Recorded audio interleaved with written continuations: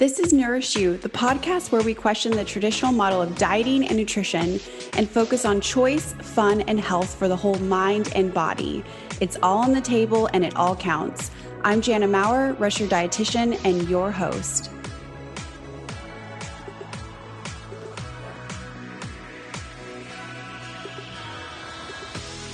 Hi, everyone. Thank you for tuning into the Nourish You podcast.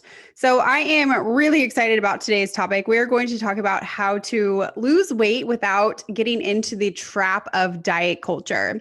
So this question was asked of me by a reporter that was looking for some information from a dietitian. And so I wanted to share my response to this reporter on this topic, because I think it's a really hot topic, at least in the space of health and nutrition right now, of this idea of intuitive eating, moving away from diet culture, really creating a lifestyle change versus another diet. And so I really wanted to speak to this as far as how I see it, what my philosophy is, and what I share with my coaching clients. But first and foremost, if you are tuning in and you find this episode valuable, I would love for you to hit the subscribe button. I would love for you to give me a review and let me know what you think. And I would love for you to be able to share it with others if you think that it would be beneficial to them as well. I would so appreciate that. So my name is Jana. I am your host. I'm a registered dietitian, certified diabetes educator, and also owner of Health Wins with Jana. I do online nutrition coaching and corporate wellness as well. So let's dive into this, because this really highlights a principle of mine that I love to share with my coaching clients. So I help women break the vicious cycle of chronic dieting. And I also do work with men and couples too. So, I work with a variety of individuals, but one of my main goals is to really share this idea of nutrition versus diet. So yes, our diet is all encompassing, right? Like our diet is anything that we consume. So it doesn't just have to be food based. But one of the things that it really is a pet peeve of mine is this idea that you have to diet and restrict and starve yourself to really achieve health. So essentially, the idea of health is deprivation is what we've created. And I just don't believe that. And I have, in my own journey and in my coaching, working with coaching clients, we have found such a different philosophy that really helps us with, again, nourishing you, finding out what you need in order to feel a sense of health specific to you. So every single person is different. You might like something, your friend may not like something. And what diet culture has taught us is that everyone is the same, that one size fits all. And here you go. Here's your Band-Aid to put over this problem. It doesn't really dive into anything worthwhile. And so I just, that's not my jam, you guys. That's not my jam. So I wanted to talk about this question that the reporter posed. It was, how can you speak to an individual about losing weight without falling into diet culture? So here's the thing. I share this with my coaching clients often, is I always feel like I land smack dab in the middle of like any philosophy that's out there. So I absolutely love intuitive eating because I love tapping into someone's intuition and them knowing what their body is telling them. So often we have been disconnected or removed from listening to our body. And that's really where we find a lot of disease.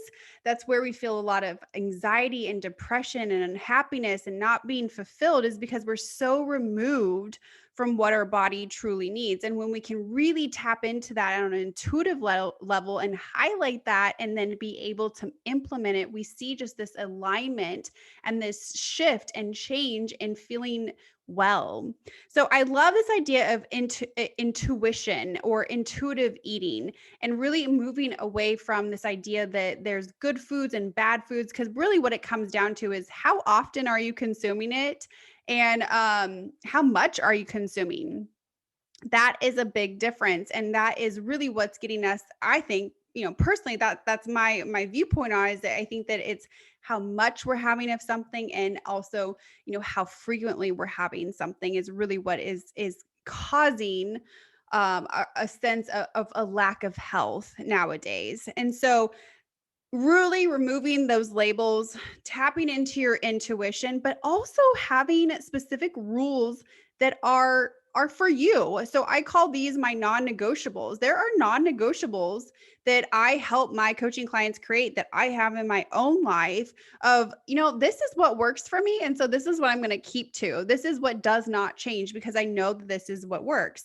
So really finding, I coach based on all food fits unless you have a food allergy or a food intolerance, or maybe you don't like a specific food. So I'll always share this one. I do not, guys, ladies, you who that is tuning in, I cannot eat fresh tomatoes. Cannot do it. I've tried. I've tried, going to a garden and having a fresh one from the vine. My brother bet me $100 that I couldn't eat a fresh tomato. No, I did win that because I am pretty competitive, but I gagged the entire time. But you best believe I won that $100. And I just can't do it. Anything processed tomato, ketchup, sign me up. Cool. I'll add that to my fries. Salsa, yeah, I'll take some with my chips. Like anything processed tomatoes, good to go. Fresh tomatoes, no thank you. But if someone was to come up with a diet tomorrow, which is totally possible, and says that the miracle food is tomatoes and that all you have to do is eat 6 tomatoes a day and wash your hair upside down in order to lose weight, I would fail. I would fail on both fronts. I don't know how to wash my hair upside down, and I certainly could not eat the tomatoes. So this is where I say we have to find what works for you. You can pull from many different things. You are essentially creating your wellness toolkit. You are creating the blueprint for well-being that works for you.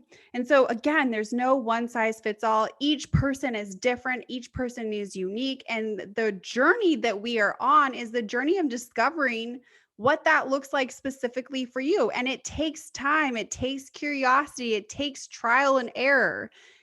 That is all what it comes with this journey. It's not a quick fix. It's not something that happens overnight, but we get so desperate and lost that the only thing that we think can cure it is the actual thing that continues to keep us in the cycle and can continue to keep us not feeling well.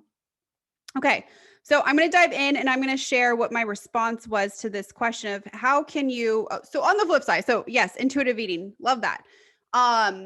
But I also believe that sometimes we do need to lose weight. If we have, really not taking care of ourselves for a long time and we find ourselves just really uncomfortable, really not liking our bodies, there is, I think, an opportunity to help facilitate weight loss. I don't think a weight loss in its nature is bad. It really depends on the intention and how you are going about it that really, really matters, because sometimes weight loss is necessary. If you are in a critical situation, if you have different abnormal lab values, if you are not feeling well, if, there's so many different things that go into that, and weight loss can be beneficial. Again, it's in the means in which we get to it. So here is my response to the question of how can you or how can I as a nutrition coach, as a dietitian, help someone change their eating patterns, change their health, engage in healthy practices without tapping into this diet culture aspect. So, number one, I said, focus on health behaviors. You can add in versus take out. So, for example, adding in, and this is what I like to share with my coaching clients of, think about the ways that you can add beneficial health behaviors into your routine versus what you have to remove or restrict. Because here's the thing, think about it this way. If you have kids, or if you've been around kids, or if you are human at all, you do not like things to be taken away from you. No, no, no. Like that is no, please don't take things away from me. And so instantly, if something is taken away from you, you feel this desire to want it. I mean, think about it like in your own like dating relationships, whether you are single or married or anything in between. If someone doesn't want you, there's like this there's like this desire of like, how can I make this actually work? Like, what does this look like? And so when you restrict or take away something, you want it even more. So that's again, step one is let's think about, instead of having to restrict something, let's think about something that we can add in. So an example that I gave is thinking about adding in vegetables. So most of us, like 90% of Americans, don't get enough vegetables in. So that's certainly something that you can add into your routine versus having to take out. And I gave the example of so adding in vegetables versus having to cut out all the carbohydrates, right? Like, so realistically speaking, and actually just from an optimal health level, you need carbohydrates.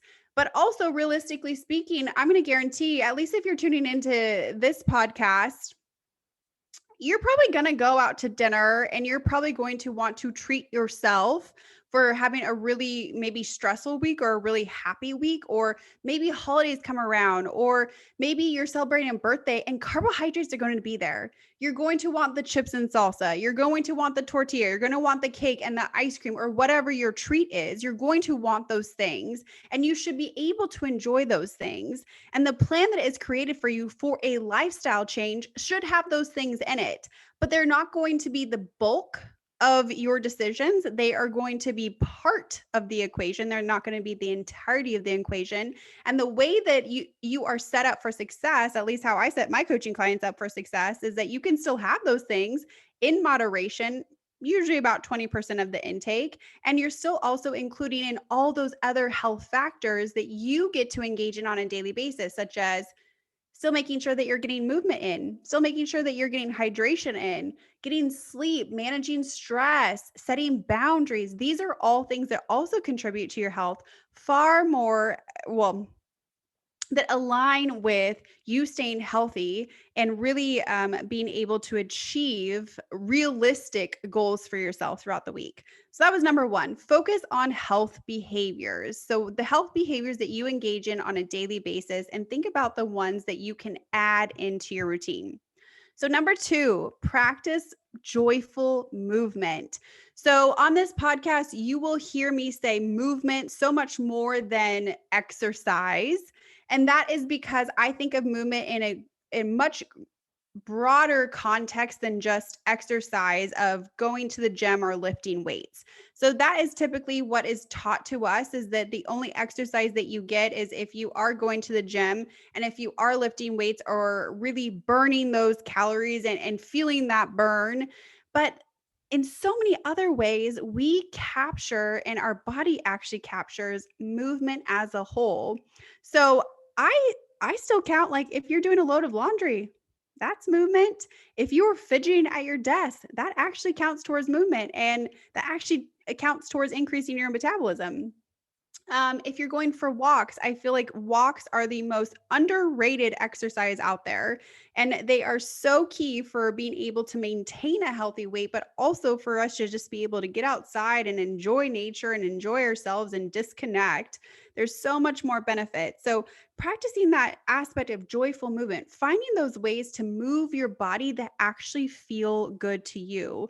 So, for example, finding ways to get outside and just play. Us as adults seem to have forgotten that we can play, we can have fun, just like kids. We can also do that, and it helps with keeping our body active, but it also helps with managing stress. So, getting outside more for those activities versus sitting or having that screen time aspect can be so, so beneficial. So, that is number two. Number three, eating adequate calories for your specific needs. So there is no one size fits all when it comes to calories. Let me pause there and let me repeat that again. So there is no one size fits all when it comes to calories. So when you hear these things out there that say, oh, 1,200 calories in order to really burn fat, not not so much. It really depends on you and your body and so many other factors. So for example, your body's calorie needs are based on your gender, it's based on your height, your age, your activity level, medications, stress level, history of dieting. There are so many other factors that go into your body's actual need for calories. So there is no one size fits all. And I gave this example to the reporter. I said, a woman could lose weight eating 2,000 calories a day, and another woman could lose weight eating 1,700 calories a day. It is based on your individual needs. So this is where I really want to shift this idea of 800 calories a day, 1,200 calories a day, or following what your coworker or your best friend is doing, because your body is completely different. Your body is your body, and it should be supported to nourish you specifically. So that's number 3. And last, but certainly not least, and usually first, first on the docket, if you will, when I'm working with my coaching clients, is mindset, mindset, mindset. So there is a lot of self-harm in dieting practices, particularly when we are coming from the mindset of, I'm doing this, or I need to lose weight because my body is disgusting, fat, or gross. That is a harmful mindset. Think about that. Those are the words that you are sharing with you every single day. So there's research out there that says that we have 35,000 thoughts per day. And if you're a worry ward, let's amplify that, because let's just go there.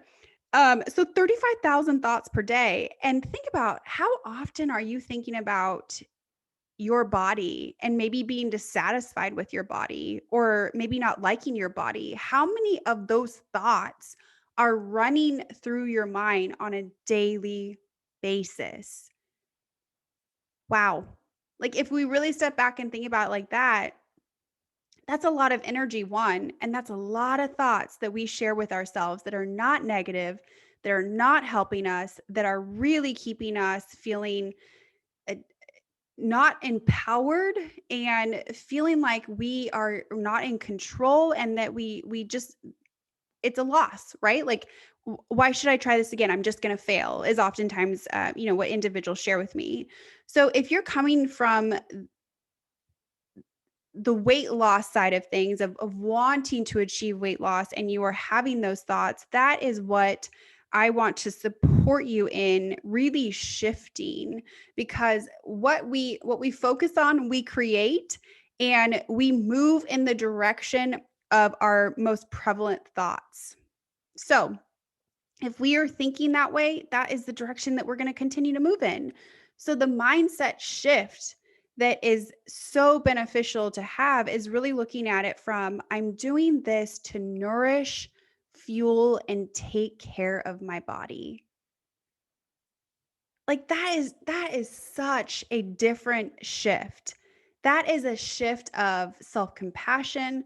That's a shift of change. Like, that's a change agent. Like, that is okay. I know that I'm not where I want to be, but I know that I'm going to get there by really continuing to build myself up. Think about it again, like in a relationship, or in a friendship or a dating relationship, whatever. We have relationships with so many different entities. We have your your family relationship, a intimate partner relationship, your friend circle, your coworkers. We all have different relationships. Now think about if those individuals were telling you what you tell you. Would you stay around them? I hope your answer is no. Be like, no, gotta go, gotta go, gotta go. But that's what you're sharing with you. And that's also what taps into feeling a lack of motivation. So if we can really shift that mindset and say, I'm doing this because I know that my body deserves nourishment. Each and every day, I know that my body deserves nourishment. And each and every day, I know that my body deserves for it to be fueled to do what I put it through every single day. And I know that my body deserves to be taken care of. I know those things.